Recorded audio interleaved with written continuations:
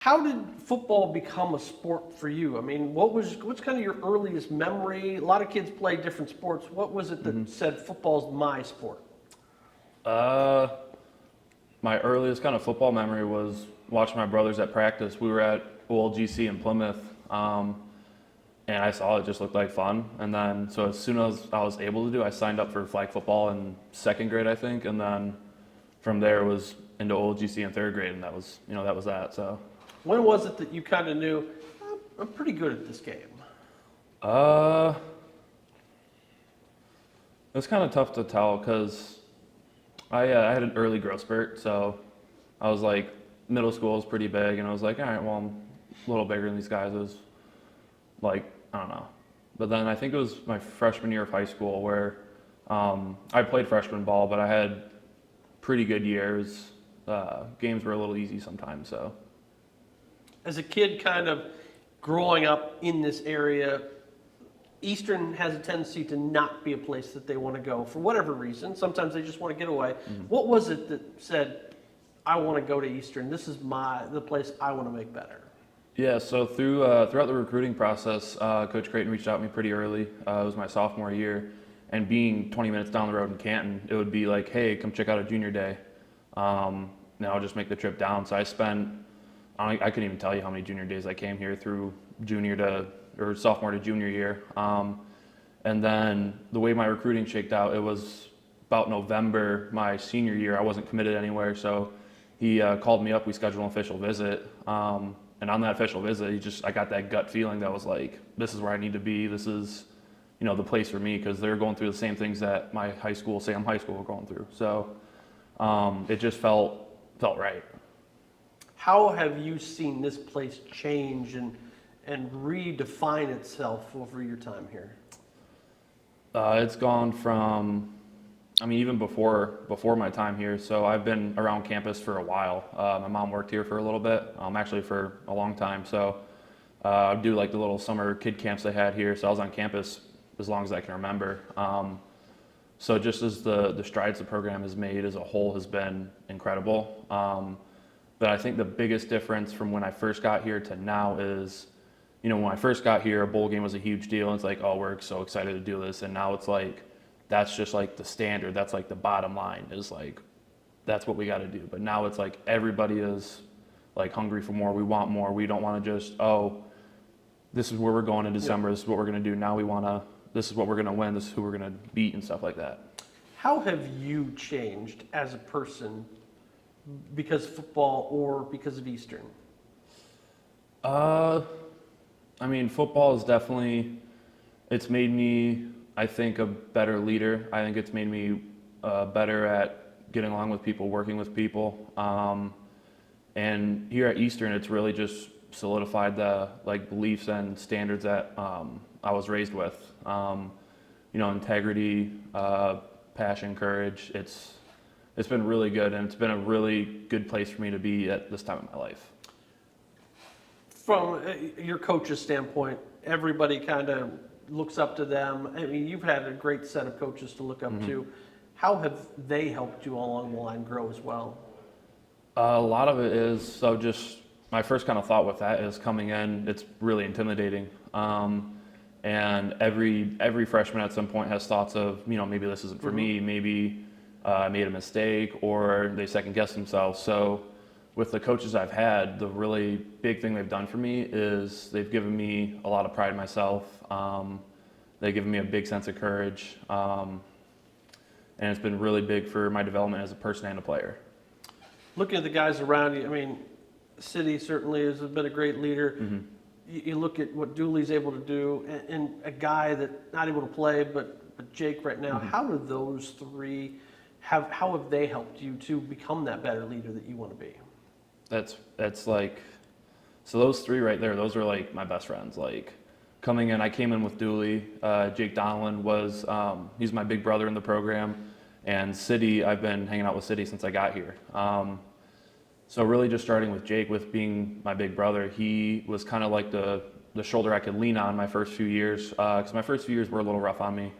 And I firmly believe if it wasn't for Jake, I don't think I'd be here still. And then Dooley just growing together is how we've been able to develop together as players.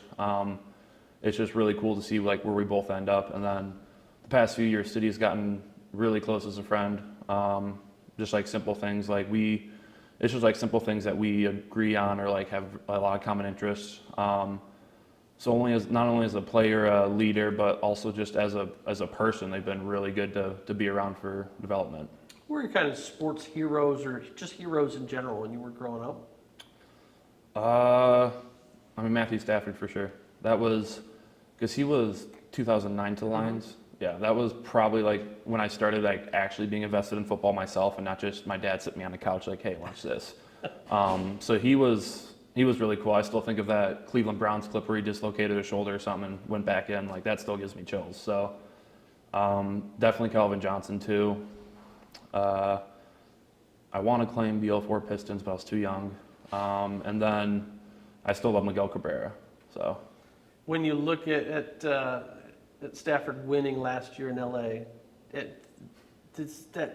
are you happy for him or kind of sad because he couldn't get it done here? oh, I'm definitely happy for him. It was the entire Super Bowl. Me and Mike Van Oven were texting each other back and forth the entire game, just super happy. And it was like, I don't know, it was just like relieving because people are like, oh, well, he's not as good as people say he is. And then he, finally gets a good team behind him and first year goes off. So, Have you watched Hard Knocks so far? yeah, I did. What was your take? I mean, it is kind of what I expected to be with everything here about the Lions and Dan Campbell. His little intro speech was like, it was almost like an uncensored Creighton because Coach Creighton is very clean, doesn't use profanity and all that, but like Dan Campbell is Creighton who uses profanity. So Even the whole line of "we'll play anybody, anywhere, anytime, any place" was almost the exact same mantra that you guys have, right? oh yeah, I think they'd be best friends. The swearing might grow a little. Oh yeah. You look at this program as a whole. This year's theme: stack them, getting better each and every day, stacking positive momentum, and kind of continuing to flush that bad stuff. How have you kind of embraced that mindset? That's been something that's really easy for me to embrace because that's one of Coach Coughlin's biggest kind of aspects of O-line play, and that's something he's been teaching since day one, since he got here. Is you got to flush it, you got to go 1-0, you got to, if you have a really good play one time, you can't just like, oh, that was really cool. You don't want to be looking up at the jumbotron just trying to watch yourself. You got to get ready for that next play. So for that to be part of like as the team as a whole, I think myself and the entire O-line, we are really excited about that because we've been using that since last year when he got here. What's a goal that you've set for yourself? So like right now my camp goal is it's part of Stack 'em. It's to not have two days in a row of like negative grades. So like the grade getting lower and lower for 2 days in a row. That's kind of my camp goal right now. My focus is just trying to take it one day at a time and just keep trying to climb the ladder.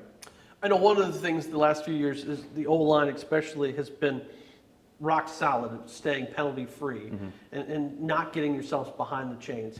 How much of a group collectively do you talk about that, making sure you're not hurting the team with those kind of penalties? Right. So it's funny enough, that's something that's not necessarily talked about on a daily basis, but when it does happen, it's handled. And that's just because that's just kind of the standard of the room now. It's like the bottom line. It's, hey, we don't do this, we don't do that. Especially during practice. If you have an issue in practice with the defense, you don't handle that on the field right there. You get to the next play and you say, hey, I'll talk to you in the locker room, like we'll sort it out there.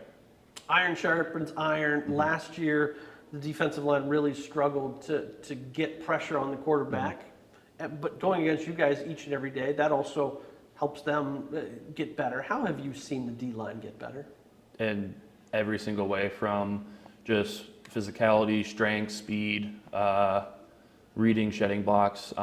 It's been a combination of a lot of things. I think the biggest thing too is with, I think they handle double teams a lot better now. It's really tough to kind of like fit up and get up on the second level too. So I'm really excited for the D-line this year. If you could take one other player or coach on this team, I know fishing's your thing. If you could take somebody out fishing with you for one day, who's that going to be? Oh man, the player or coach or? Yeah, player or coach.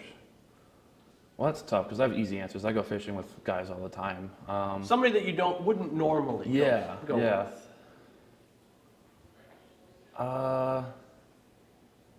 I think like the first thing that pops in my head is probably Coach Coughlin, just because I feel like he's got a lot of good stories. We get a little glimpse of the stories and like breaks between meetings, so I got to hear more of those.